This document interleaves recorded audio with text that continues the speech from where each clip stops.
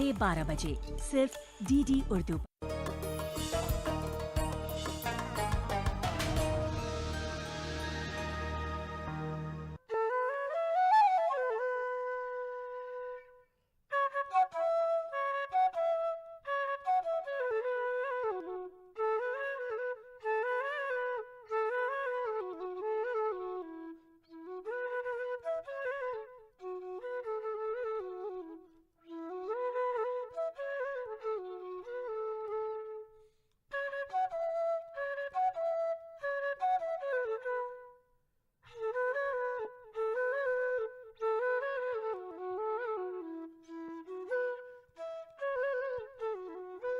नाज़रीन आदाब, मैं हूँ साबरीन कौसर और आप देख रहे हैं DD उर्दू का बेहद ख़ास प्रोग्राम कुछ लम्हे फ़ुर्सत की। तो नाज़रीन, जैसा कि आप जानते हैं हमारा ये प्रोग्राम खुसूसी ख़वातीन पर मबनी है और आज हम जिस टॉपिक पर बात करने वाले हैं वो है ऑटिज़म। नाज़रीन, ऑटिज़म एक ऐसा टॉपिक है जिसको समाज को कबूल करने और एक्सेप्ट करने की ज़रूरत है।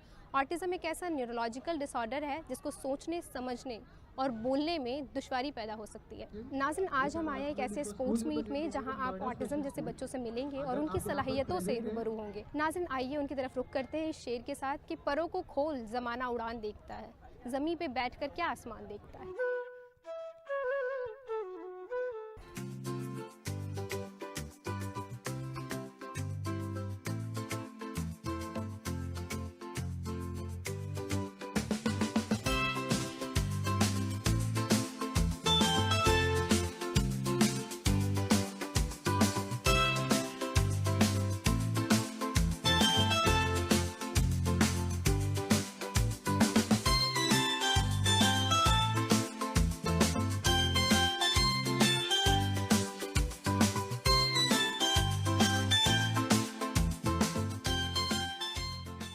नाज़रीन आदाब, आज हम मौजूद हैं एक ऐसे इवेंट का हिस्सा बन रहे हैं जहां पर बेशुमार बच्चे अपने हौसले, अपने अज़्म, अपने हुनर को लोगों तक पहुंचाना चाहते हैं और बताना चाहते हैं कि वो आप जैसे ही हैं, आपसे अलग नहीं हैं। हम उसके बारे में जानेंगे कि आखिर ऑटिज़म होता क्या है, उसको कैसे जाना जाए और उसके बच्चों के साथ किस तरीके का सलूक किया जाए। और ये जो इतना बड़ा इस इवेंट में हम जिसमें शामिल हो रहे हैं, ये 10वां साल है। 10 सालों से ये इवेंट हो रहा है, एनुअल स्पोर्ट्स मीट जो हो रहा है। आखिर इसका पर्पस क्या है, कैसे शुरू हुआ, इसके पीछे की कहानी क्या है, हम वो सब कुछ जानेंगे। तो आइए रुख करते हैं हम अपने मेहमान डॉक्टर अजय सिरोही साहब के पास और पूछते हैं उनसे और जानते हैं कि आखिर इसका पीछे की कहानी क्या है। ये हमारा 10वां एडिशन है। 10 साल से हम ये स्पोर्ट्स मीट कर रहे हैं जो हमारे डिफरेंटली एबल्ड बच्चों के लिए है, जो हमारे जैसे हो सकता है नॉर्मल नहीं है, ऐसे बोलचाल नहीं है उनकी, ऐसे बात नहीं करते, पर वो किसी ना किसी फील्ड में उनकी कोई और टैलेंट है जिसमें वो हमसे बहुत ज़्यादा अच्छे हैं। इस स्पोर्ट्स मीट की शुरुआत हमने 10 साल पहले की थी और सनराइज़ लर्निंग की शुरुआत करीब 16 साल पहले की थी। मेरा बच्चा है, मेरा बेटा जो आज 14 साल का है, वो ऑटिस्टिक है। ऑटिज़म जो कंडीशन है उसमें बच्चे जैसे बाकी सारे बच्चे न्यूरोटिपिकली नॉर्मल होते हैं, उनका जो हम कह सकते हैं कि ब्रेन की वायरिंग होती है उसमें थोड़ी प्रॉब्लम होती है। वो बच्चे हो सकता है बोले ना, हो सकता है किसी और चीज़ में उनकी लिमिटेशन हो, बट कुछ ना कुछ फील्ड में वो एक्स्ट्रा ऑर्डिनरी भी होते हैं। तो हमको ज़रूरत है उस टैलेंट को पहचानने की। तो हमने जब सनराइज़ लर्निंग शुरू किया था तो मेरा बड़ा बेटा ऑटिस्टिक है, उसके साथ डॉक्टर सोनाली कटारिया जो फाउंडर हैं सनराइज़ लर्निंग फाउंडेशन की, उन्होंने शुरू किया था। हम दोनों ही, मैं और डॉक्टर सोनाली जो मेरी वाइफ हैं, फाउंडर हैं सनराइज़ लर्निंग की, हम दोनों डॉक्टर्स हैं। आई थिंक ये भगवान का कुछ प्लान था कि डॉक्टर सोनाली का जो थीसिस था अपनी MD में वो ऑटिज़म पर ही था, जब तक हमारा बेटा हुआ भी नहीं था। तो वो इस कंडीशन के बारे में उन्होंने काफ़ी 3 साल तक वो इसका अध्ययन करती रहीं, उन्होंने पढ़ा इसको। फिर उसके बाद मेरा बेटा हुआ तो हमें पता चला कि उसको ऑटिज़म है। तो डॉक्टर सोनाली ने सोचा, हम लोग काफ़ी उसकी थेरेपीज़ वगैरह कराई, तो उन्होंने सोचा कि क्यों ना हम कुछ ऐसा करें कि सिर्फ मेरा बेटा ही नहीं, बाकी सारे बच्चों को भी जो इस कंडीशन में हैं उनको हेल्प मिले। लोग समझते नहीं है कि किस तरह से उनको सपोर्ट किया जाए। तो मैं कहना चाहूँगा कि इन बच्चों को आपकी सिंपैथी की ज़रूरत नहीं है, आपको समझना है कि उनको आपको सपोर्ट करना है। इसी दुनिया में जहाँ आप हो, आपको अपने कंधे से कंधा लगा के उनको बराबर में रखना है, आपको उनको इंडिपेंडेंट बनाना है ताकि वो भी आपकी तरह रह सकें, आपकी तरह जैसे आप अर्न कर रहे हैं वो भी अपनी जीवन याचिका चला सकें, अकेले आत्मनिर्भर बन सकें। आप हमारे यहाँ देखेंगे, इसीलिए सारे स्पोर्ट्स यहाँ पे हैं और बच्चों का पता चलता है कि किस स्पोर्ट में वो कितने अच्छे हैं। आप यहाँ पे देखोगे उनकी एनर्जी, उनकी खुशी, उनकी हैप्पीनेस आपको पता चलेगी, क्योंकि जो टैलेंट है उनका वो निकल के आ रहा है, वो पता चल रहा है।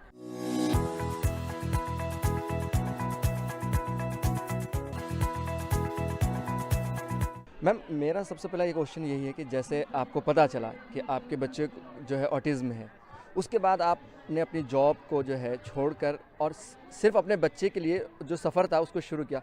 कितना मुश्किल था? पहला रिएक्शन क्या था जब आपको पता चला कि हाँ मेरे बच्चे को ऑटिज़्म है? कैसे उसको आपने जो है रिएक्ट किया था? जी, थैंक यू। इसके पीछे एक बड़ी प्यारी कहानी है। जब मेरा बेटा 6 महीने के आसपास का था तो मुझे कुछ रेड फ्लैग्स दिखने लगे थे। रेड फ्लैग्स मतलब जो थोड़ा इंडिकेशन देते हैं कि शायद कहीं ये ऑटिस्टिक फीचर्स या ट्रेट्स लगते हैं, क्योंकि मैं उस टाइम तक ऑटिज़म में फ़ेलोशिप कर चुकी थी। मैं एक डॉक्टर थी एमडी, और उसमें उसके बाद सीनियर रेजिडेंसी में एक फ़ेलोशिप होती है जो मैं यूनिवर्सिटी ऑफ मेलबर्न से करके आई थी ऑटिज़म में, जिसमें मुझे कोई इंटरेस्ट नहीं था लेकिन शायद डेस्टिनी का प्लान था। तो उस फ़ेलोशिप ने मुझे एज अ प्रोफेशनल बहुत कुछ सिखाया ऑटिज़म के बारे में, लेकिन मैं कहूँगी कि मेरे बच्चे ने मुझे अपने बच्चे को समझना सिखाया ऑटिज़म की नज़र से। और जब वो 6 महीने का था तो मुझे उसमें रेड फ्लैग्स दिखने लगे थे। मैंने पीडियाट्रिशियन से भी बोला, बट उन्होंने कहा नहीं डॉक्टर सोनाली, आप ज़्यादा सोचती हो क्योंकि आप ऑटिज़म में इतना कर चुकी हो। तो ग्रेजुअली फर्स्ट बर्थडे तक काफ़ी अपैरेंट हो गया था कि वो अपने बबल में रहने लगा था, वो विड्रॉन रहता था, डिस्कनेक्टेड जैसा, बहुत ज़्यादा लोगों से मिलता जुलता, आई कांटेक्ट, खुशी नहीं एक्सप्रेस करता था। और उसके बाद जब वो 1.5 साल का हुआ तब तक उसकी फुल फ्लेजेड डायग्नोसिस बन चुकी थी। ऑटिज़म एक ऐसी कंडीशन होती है जिसका कोई ट्रीटमेंट या क्योर नहीं होता है। उसके लिए बच्चे को बूंद बूंद करके, छोटी छोटी स्किल करके सिखाना होता है, सो दैट जो न्यूरल पाथवेज अभी नहीं बने हैं या जो न्यूरल पाथवेज डिफरेंट हैं, डिफरेंटली वायर्ड हैं, वो उस तरीके से काम करने लगें कि उस इंसान का बेस्ट पोटेंशियल निकल पाए, वो अपने काम इंडिपेंडेंटली कर पाए, अपनी बात को कम्युनिकेट कर पाए। वो सिखाने के लिए जो इंटरवेंशन या ट्रीटमेंट होता है प्लान, उसको बोलते हैं थेरेपी के फॉर्म में मिलता है। तो वो सारी चीज़ें एक साथ कराना मेरे लिए मुश्किल हो रहा था। Then I resigned.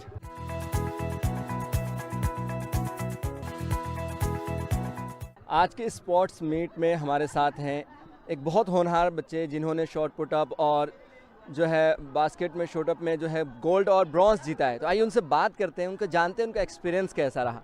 आपका नाम क्या है? हाय, मेरा नाम है कार्तिक गोयल। कार्तिक, आज आपने किस किस गेम में पार्टिसिपेट किया था? शूटर, बास्केट और शॉट पुट में। और क्या क्या जीता आपने? गोल्ड और ब्रॉन्ज मेडल।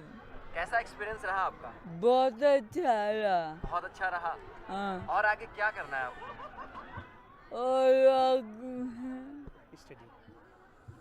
स्टडी करनी है। Oh wow, nice.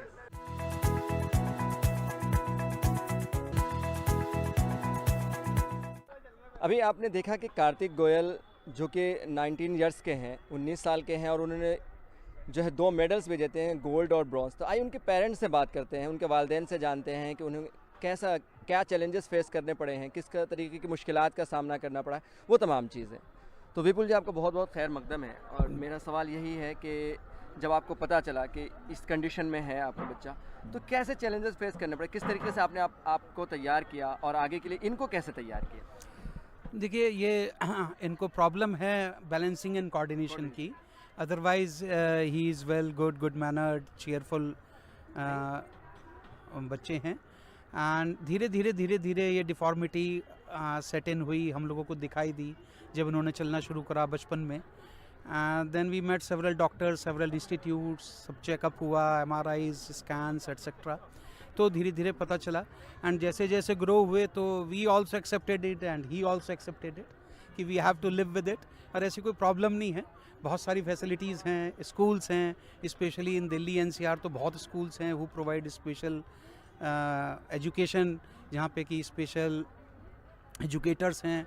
आइए ज़रा असातिज़ा से भी बात कर लें, उन टीचर्स से जो इन बच्चों के तालीम का ख़ास ख्याल रखते हैं, एजुकेशन को लेकर उनको टीच करते हैं, उनको पढ़ाते हैं, जिनको ये कंडीशन, उनको किस तरीके से उनकी पढ़ाई की जाती है, कैसे उनको जो है डील किया जाता है, इन सब बातों को हम जानेंगे। बहुत सी चीज़ें समझाने में बहुत प्रॉब्लम आती है इन बच्चों को, तो आज ऐसे आपने आज दिला दिया, फिर कल ये फिर भूल जाएंगे, फिर दोबारा से इनको स्टार्ट कराना पड़ता है। पर इतना मतलब टफ भी नहीं है, इजी भी होता है, पर हम इनके हिसाब से एक्टिविटी कराना कैसे कर सकते हैं, और उसके साथ ये पढ़ भी सकते हैं। ऐसा कुछ नहीं है कि बच्चे नहीं पढ़ पाएंगे, लेकिन एक फील्ड में एक्सपर्ट भी बन जाते हैं बहुत ज़्यादा। तो हमारा मोटिव ये होता है स्पेशल बच्चों को लेके कि वो अपना काम खुद कर लें एटलीस्ट। जैसे अभी हमारा सेंटर है, तो हम बच्चों को ग्रूमिंग सिखाते हैं कि कैसे आप अपनी शर्ट पहन सकते हो, कोम कर सकते हो, कैसे कर सकते, टॉयलेट कैसे जा सकते हो, कैसे क्लीन कर सकते हो। उसके बाद कुछ बच्चों में थोड़ा सा ब्रेन डेवलपमेंट अच्छा है, तो उनको सिखाते हैं फायरलेस कुकिंग, कि घर पे कोई नहीं है तो आप मैगी बना के एटलीस्ट खा सकते हो, और सैंडविच बना सकते हो। हमारे साथ एक और पेरेंट्स हैं, और अक्सर हम कहते हैं कि वालिदैन ही बच्चों का पहला स्कूल होते हैं, पहले टीचर होते हैं, दोस्त होते हैं, डॉक्टर भी होते हैं। उनसे बेहतर अपने बच्चों को कोई नहीं समझ सकता। ऐसे ही एक बच्चे जो है हमारे साथ है, रोहन वलेचा, उनके पेरेंट्स हैं, उनसे हम बात करते हैं और जानते हैं कि क्या कुछ परेशानियां, दुश्वारियां उन्होंने फेस की। रोहन जब 2 साल का था, 2 साल 4 महीने का था, तब उसका डायग्नोसिस हुआ था, और उसका डायग्नोसिस आया था ऑटिज्म स्पेक्ट्रम। लेकिन हम बहुत सारी थेरेपीज हमने ली हैं, बहुत डॉक्टर्स के हमें सपोर्ट मिला है, सब फ्रेटर्निटी जो हमारी है स्पेशल नीड्स की बहुत अच्छी है, सबके सपोर्ट से touch wood he is doing well. और यहाँ पे आके पार्टिसिपेट करके इसको बड़ा अच्छा लगता है। आज भी इसने 2 उसमें पार्टिसिपेट किया है, shoot the basket, kick the ball, और 2 मेडल भी लिए हैं। तो ये इस टाइप की जो होती है मीट्स होती हैं, इट इज़ वेरी गुड कि सब लोग आके एक साथ मिलते हैं, बच्चों को प्रोत्साहन मिलता है। हम ये मानते हैं कि बच्चों में हमारी एक कमी है, लेकिन उनकी जो स्ट्रेंथ्स हैं उनको हम भूल जाते हैं देखना। तो हमारे लिए इम्पॉर्टेंट ये है कि उनकी जो स्ट्रेंथ्स हैं उनको हम आगे बढ़ाएं। बट दिल्ली में उस टाइप का कोई सेटअप ही नहीं है। रोहिणी मतलब वेस्ट दिल्ली, ईस्ट दिल्ली में कुछ भी नहीं था, तो हमें अपना पूरा घर छोड़ के सिर्फ बच्चे के लिए नोएडा शिफ्ट होना पड़ा है। एंड अभी लास्ट 1 ईयर से एक स्पेशल स्कूल में ये जा रहे हैं, एंड एक्सेप्टेंस है एक्चुअली वहाँ पर। बाकी जगहों पर बच्चा बहुत हाईलाइट हो रहा है हमारा, अगर कुछ भी मेल्टडाउन हो रहा है या कभी बच्चा कुछ नहीं कर रहा है, तो सब लोगों को लगता है कि मतलब यहाँ से निकाल लो, यहाँ इसका फ्यूचर नहीं है। मतलब वो लोग आपको डायरेक्टली नहीं बट इनडायरेक्टली इतना ऐसा कर देते हैं। डेली आपको ये फेस करना पड़ता है कि आपका बच्चा स्पेशल है और वो इस दुनिया के लिए नहीं है, तो आप उसको किसी अलग दुनिया में ले जाइए। CBSE की तरफ से स्पेशल स्केटिंग का जो एक प्रोग्राम होता है, उसमें अनंत जो है वो 4थे नंबर पर आए थे। तो आइए उनसे बात करते हैं। सबसे पहले अनंत, आपको बहुत बहुत मुबारकबाद, कॉन्ग्रेचुलेशन। अनंत, कैसा लगा जब आप 4थे नंबर पर आए स्केटिंग उसमें प्रोग्राम में? मुझे बहुत अच्छा लगा। अच्छा लगा? हाँ। और क्या किया था आपने उसमें? क्या किया था? स्केटिंग किया था। ओके, और आज आपने क्या किया? Shoot the basket. Short put. Nice. जब हमें स्टार्टिंग में पता चला कि इसको ऑटिज़म है, तो काफ़ी 6 मंथ्स तक वो भी रहा, डिप्रेशन भी रहा कि ये कैसे इसका करेंगे।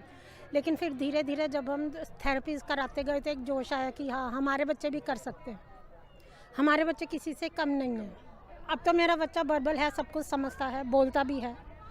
इसमें 5 इयर्स में इसकी स्पीच आई है, तो उसके बाद ये बच्चा रुका नहीं, रीडिंग भी कर लेता है, सब कर लेता है। देखिए, हमने वालिदैन से बात की, असातिज़ा से बात की। सबसे अहम वो शख्स जो बच्चों को केयर करती हैं स्कूल में, उनको संभालना, उनके खाने पीने, उनके कपड़े पहनने, तमाम चीज़ों का जो ख्याल रखती हैं, तो हम उनसे बात करेंगे। हमारे साथ हैं रेखा जी। रेखा जी, आप बच्चों को जो आते हैं आपके पास बच्चे, उनको कैसे संभालती, कैसे केयर करती हैं उनका? बहुत अच्छे से प्यार से उनसे बात करते हैं, बहुत अच्छे से संभालते हैं उनको। कई बार बच्चे जो है कपड़े गंदे कर लेते हैं या कोई और दिक्कत, कैसी दिक्कतों का सामना करना पड़ता है आपको ज़्यादा? तो उनको समझाते हैं, हम उनको बताते हैं अच्छे से प्यार से उनको, तो उनको जो आ जाता है वो काम सब। तो सभी बच्चे तो एक जैसे मूड के नहीं होते, कई गुस्सा भी हो जाते होंगे, नाराज़ होते हैं, लेट जाते हैं, तो उनको टाइम देते हैं हम कुछ। अच्छा। तो उनको काउंटिंग करते हैं उनको, तो इसलिए हम उनको कवर करते हैं, फिर वो बच्चे समझ जाते हैं। 8 सालों में कोई ऐसा एक्सपीरियंस हुआ जो बहुत ज़्यादा मुश्किल रहा हो आपके लिए इन बच्चों के साथ संभाल पाना? नहीं, मुझे कोई मुश्किल नहीं, मैंने बहुत अच्छे से काम सीखा, मुझे बहुत अच्छा लगता है इन बच्चों में। आपको अच्छा लगता है इन बच्चों के बिल्कुल साथ अच्छा, काम? बहुत अच्छा लगता है मुझे। तो सबसे ज़्यादा अच्छा क्या लगता है इन बच्चों के साथ, कैसे वक्त बिताती हैं आप? नहीं, काम के साथ ही वक्त बिताते हैं उसी इनके। टाइम? हाँ, हमें काम चाहिए इनके बच्चों के साथ, मेहनत चाहिए हमें, अब मुझे बहुत अच्छा लगता है बस। बच्चों जब कपड़े वगैरह गंदे कर लेते हैं, जैसे हमारे बच्चे होते हैं जो हम अपने बच्चों के साथ काम करते हैं या अपने घर में बच्चों को, तो ऐसे ही वो बच्चे होते हैं बेचारे, इतने मासूम होते हैं, इतने अच्छी तरीके से उन्हें सफाई करो, उन्हें बताओ, उन्हें सिखाओ, वो खुद से भी कर लेते हैं। हम तो देख के ही समझ जाते हैं बच्चे को क्या चीज़ की ज़रूरत है। उनके साथ काम करते करते इतना एक्सपीरियंस हो गया कि मतलब उन्हें पता चल जाता है हमें कि हाँ बच्चा खाने को मांग रहा है, जब वो रो रहा है उसे पानी चाहिए, और वो कुछ पॉइंट करके भी बताता है, नहीं तो कार्ड से भी बताता है। कार्ड से दिखाओ, कार्ड से बताएगा कि आपको मुझे वॉशरूम जाना है या मुझे पानी पीना है। सर एक्चुअली हम कार्ड ही रखते हैं उन बच्चों के लिए भी। कुछ बच्चे बावली रहते हैं, जो हम बोल रहे हैं वो सुन के और समझ के वो पॉइंट कर देते हैं।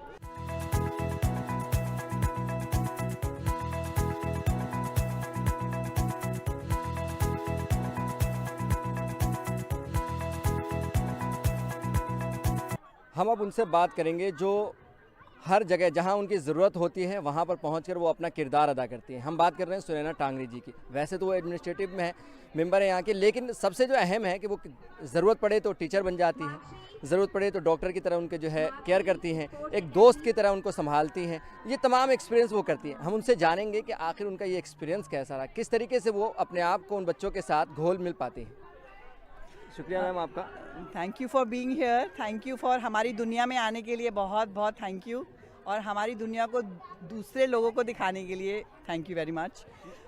ये जब आप इन बच्चों से मिलती हैं उस टाइम पे सबसे ज़्यादा जो आपको क्या चैलेंजेस फेस करने पड़ते, कैसे आप उनको अपनी बात और वो आपको अपनी बात एक्सप्रेस कर पाते हैं? हमारे जो बच्चे हैं, जो ऑटिस्टिक बच्चे हैं या जो जिनको स्पीच डिसेबिलिटी है, सबसे मुश्किल काम होता है एक्सप्रेशन का उनके लिए, बच्चों के लिए। तो हम लोग बहुत से एड्स यूज़ करते हैं, विजुअल एड्स होते हैं हमारे, बहुत सी पिक्चर्स होती हैं जिनका हम इस्तेमाल करते हैं।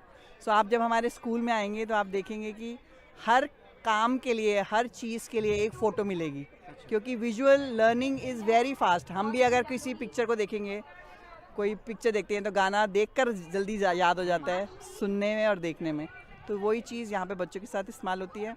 हर चीज़ के लिए एक पिक्चर मिलेगी आपको, चाहे आपको गुस्सा आया हुआ है, चाहे आपको खुश हो, आपको वॉशरूम जाना है, आपने खाना खाना है, आप कंफ्यूज्ड हो, आपको पेट में दर्द हो रहा है, सबकी पिक्चर्स अवेलेबल होती हैं। क्या ये पिक्चर्स घर पे भी होती हैं ये बच्चों के लिए? हम लोग कोशिश यही करते हैं कि पेरेंट्स को बोलें कि पिक्चर्स इस्तेमाल करें, और कोशिश ये करें कि बच्चों को काम करते हुए ही पिक्चर्स इस्तेमाल करें लिए। अच्छा। जैसे अगर मैं ब्रश कर रही हूँ तो मेरी पिक्चर फ़ोटो खींच के ब्रशिंग में ही इस्तेमाल करें, ताकि बच्चे को पता चले कि ये मैं जो एक्शन कर रहा हूँ इसको ब्रशिंग कहते हैं। या मैं कंघी कर रहा हूँ तो इस वाले एक्शन को जब मैं करता हूँ तो वो मैं कंघी कर रहा हूँ कह रहा होता है।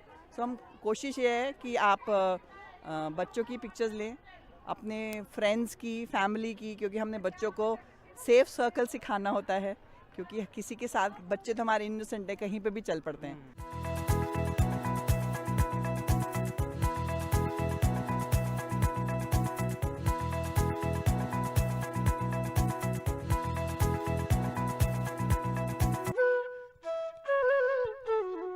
नाज़रीन, आइए इस प्रोग्राम को आगे बढ़ाते हैं और चलते हैं अपने अगले सेगमेंट की जानिब और नज़र डाल लेते हैं एक मोटिवेशनल स्टोरी पर।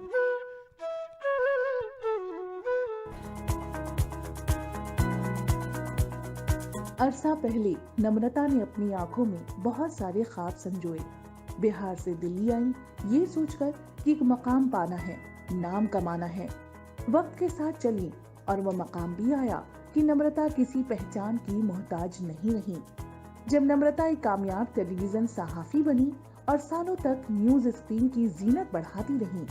इस बीच नम्रता ने नाम के साथ इज्जत भी कमाई, लेकिन एक बात जो उन्हें हमेशा चुभती रही और वो थी उनको ना मिलने वाला सुकून।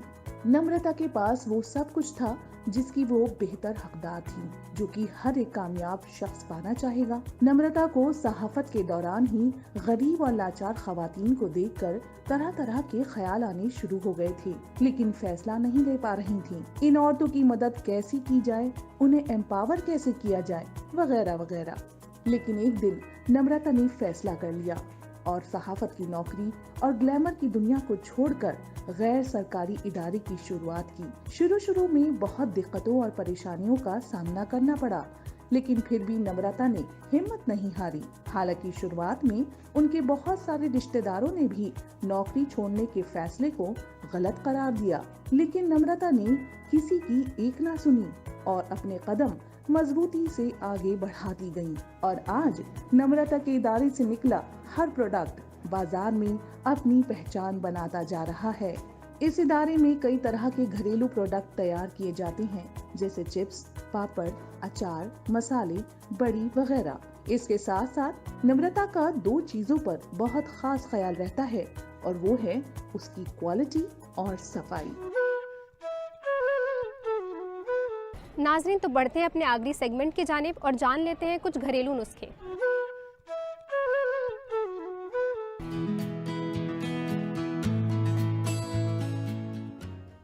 बेहतरीन और जायकेदार खाना भला किसे पसंद नहीं होगा, लेकिन उस खाने को पकाने के पीछे की मेहनत को एक खातून ही समझ सकती है। यूँ तो कुछ मर्द हजरात भी खाना पकाने में काफ़ी माहिर होते हैं, लेकिन फिर भी बावर्ची खाने में अमूमन ख्वातीन ही नज़र आती हैं। सब्जियां काटना, छीलना, बनाना और फिर बाद में किचन की साफ सफाई और फिर टाइम से सबको लंच पैक करके देना, इसी में काफ़ी टाइम लग जाता है। तो चलिए आज किचन में कुछ स्मार्ट वर्क करने की टिप्स ही जान लेते हैं। कई सब्जियों में प्याज और लहसुन की काफ़ी ज़्यादा ज़रूरत पड़ती है और प्याज को काटने, छीलने और पकाने के इस अमल में काफ़ी वक्त लग जाता है।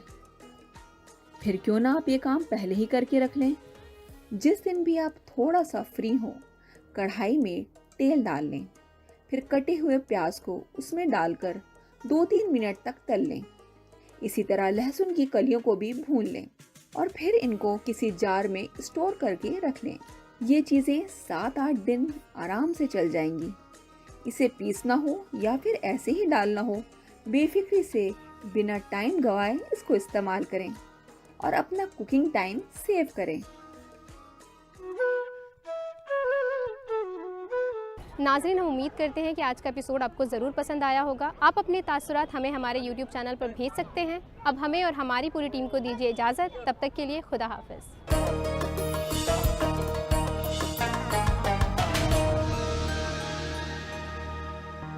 हाय मॉम, फिर से शॉपिंग? अब्बू जान, आपने से बिगाड़ा।